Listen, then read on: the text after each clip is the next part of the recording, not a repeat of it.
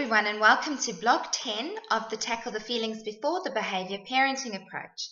And today's blog is going to be entitled Tackling Overwhelm.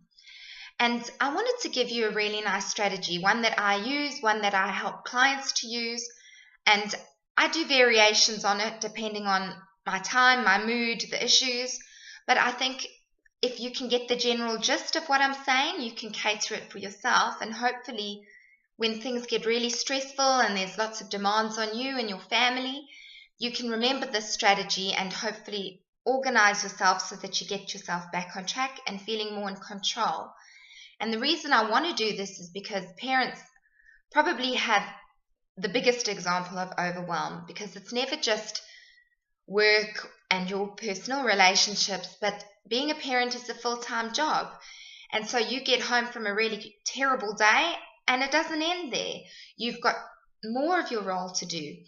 So I get it. And I think if you can hear me out and see what I'm saying with this might be a very helpful thing for you. I also want to say that this is also a really great strategy to help with your teenagers, especially during exam stress, or if there's a lot going on, or hormones. Teenagers might resist this, so you might have to get a bit creative. But you could even help them if they're spinning off their axle and need a bit of help. So behind me, you'll be able to see I've actually got a mind map already drawn up. And people might hate mind maps. So bear in mind, you don't have to use a mind map. This can work in lists. It can work in pictures. It can work in anything. But I like mind maps because I like it all in one place. I'm very visual, so it's also good to know if you're a visual person, whether to use the strategy in this way or choose something more lists or in that way. And I like color as well. So you'll see I've used color. I've used an A3 piece of paper because I like it nice and big.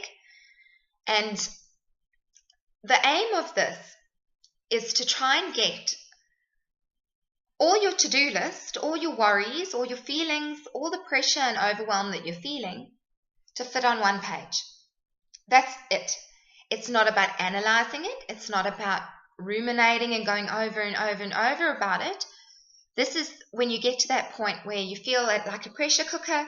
Things are all mounting. You've got so much to do. You don't know how you're going to get it done. There's not enough hours in the day.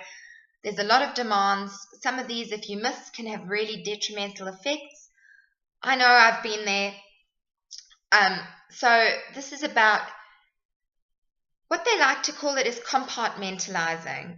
I like to call it triaging your problems. So to give you an example, like in an emergency room, everybody who comes in is an emergency. There isn't enough time and staff and resources to be able to see everyone the minute they come in. And so nurses and doctors and emergency staff are trained to assess very quickly the situation without getting emotionally involved, without sort of taking anyone's life story on board. They just assess need and who can last the longest, not being seen the quickest. And so that's how they make sense of how to help a range of people who all need help desperately. And usually when we get to the point of overwhelm, pretty much most of our problems are extremely pressing. They are very worrying. And it's very valid that you are stressed right now. But what I want to show you in this mind map is I've separated this into colors because some of these are going to be your feelings. And feelings are important to get out because they very much cause you stress. Stress is a feeling, but the feelings you have around a certain situation and the reactions you have to a situation cause you overwhelm just as much as those practical problems in your life. So what I do, and normally when I worked with high-risk clients and vulnerable clients, normally when I first see clients, they come with a world of overwhelm to the point where they're almost crippled and can't do anything. And as a practitioner, I often get overwhelmed just listening to the things that people have been putting up with. So I came up with this strategy that I like to use with my clients, which I find extremely effective and very empowering. Gives you a lot of control. And when you are spinning off your axle, control is really important. so that you feel safer, so that you feel grounded, so that you feel like you have a plan, so that you don't start berating yourself and beating yourself up about the things you can't get done. Because the more stressed you get, the more overwhelmed you get, the slower and less productive you become. And it's awful. But that's what happens. And that's what procrastination is as well. Lots of us are procrastinators. I am a number one procrastinator. And the worst part is I'm actually a pressure worker, so I work really well under pressure. But then I become that pressure cooker, and the pressure stops working for me after a while, and I just go into absolute withdrawal. And I want to run away or escape or avoid, and I do everything else but the thing I'm supposed to be doing. And there's no system to what I do. So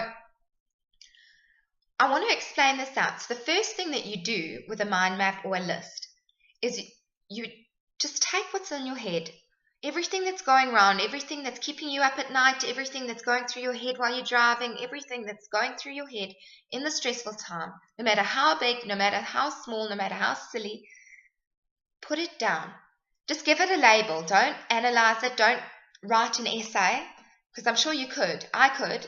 And I've got some examples up here. This is probably a very simplistic mind map, and you'll probably have a hell of a lot more.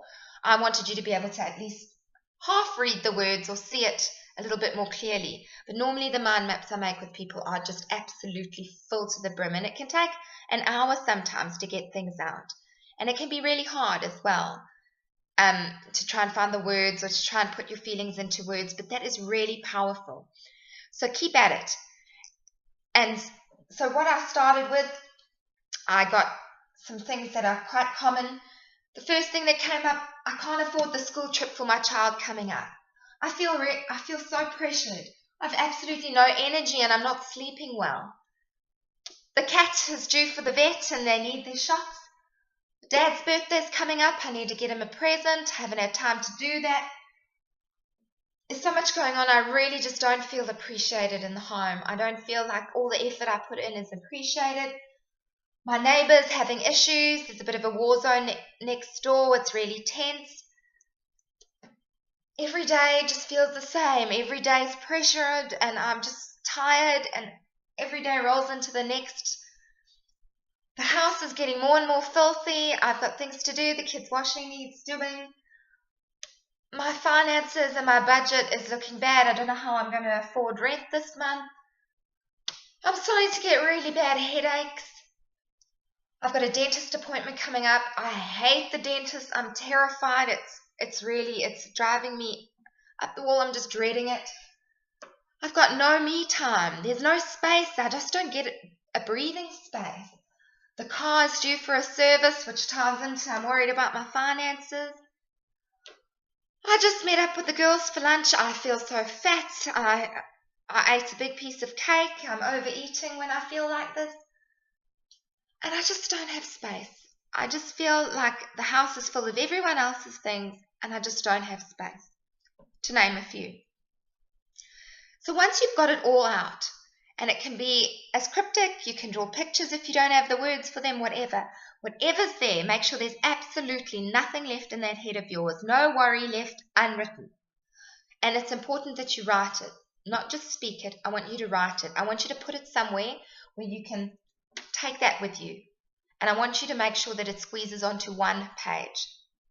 Doesn't matter if you have to write small, doesn't matter if you have to be cryptic, doesn't matter if worried about finance is an extremely loaded statement. I'm sure you've got many things, people, the credit card, the this, that. Give it one label, but you know what it means. Make sure that everything fits onto one page. The next thing I want you to do, and I've color-coded for your sake, separate what are feelings. I want you to really get a color coding or circle it or shapes, whatever you want. I want you to separate feelings. So what I've identified feelings, feel pressure, feel no energy, don't feel appreciated. Every day feels the same. I'm dreading the dentist appointment. I feel fat. I feel like there's no space for me. I feel irritated with my husband. Those are your feelings.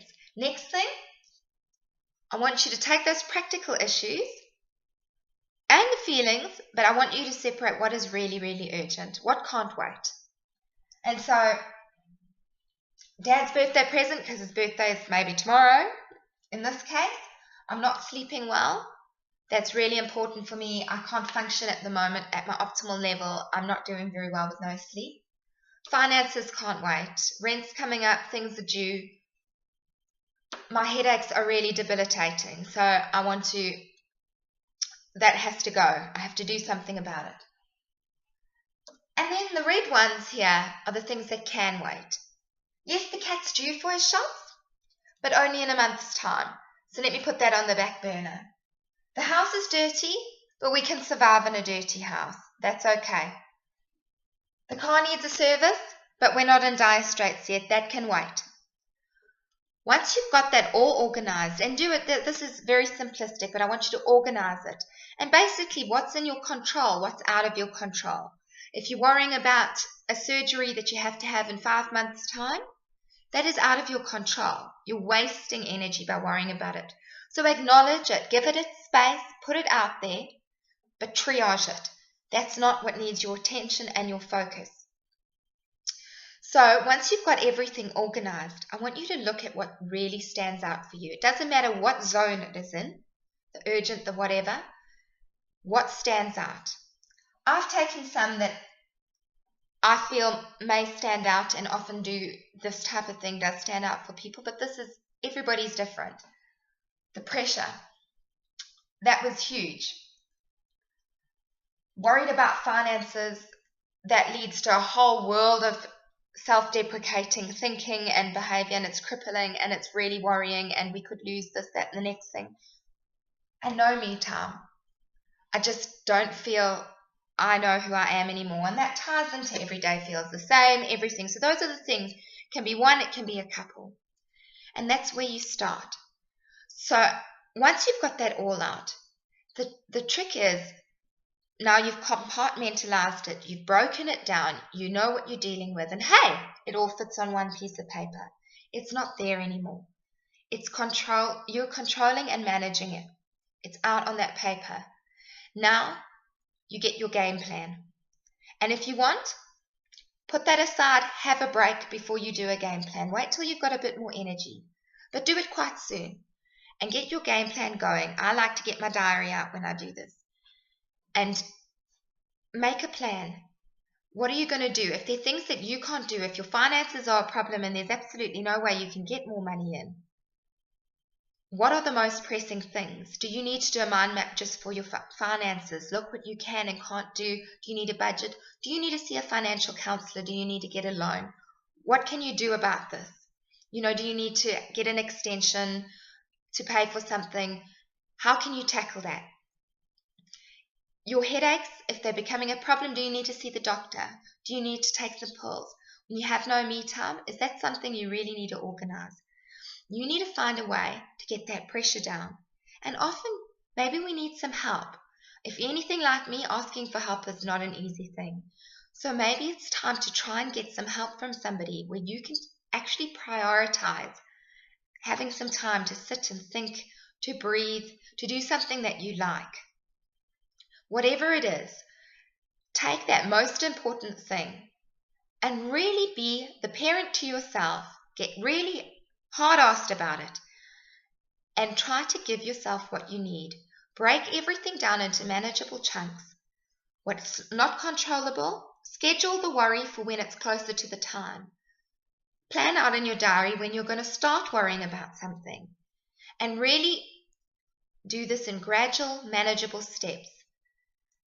And you'll find that once you've even just got that game plan, the pressure that you feel will start to dissipate. If you're feeling pressured, you need to put some things in place to feel less pressured. And gaining more control and getting an idea and working things out and taking back control in the situation is the number one thing. Don't ignore your feelings. Really acknowledge them. Really get them out. And if you're not feeling appreciated, do you need to have a conversation? What can you do? But take these steps. So I hope this has been helpful, and I wish you all well and enjoy the rest of your weekend. Thanks. Bye.